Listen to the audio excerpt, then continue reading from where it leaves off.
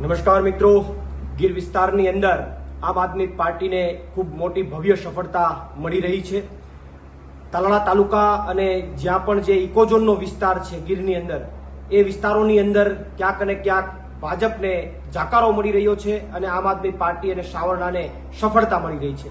તાલાળા તાલુકા પંચાયતની વાત કરવામાં આવે તો 7 થી 7 જેટલી સીટોની અંદર આમ આદમી પાર્ટીની ભવ્ય જીત થઈ છે। મારું પોતાનું ગામ જે ઘુસિયા છે એ તાલુકા પંચાયતની અંદર પણ આમ આદમી પાર્ટીની ભવ્ય જીત થઈ છે।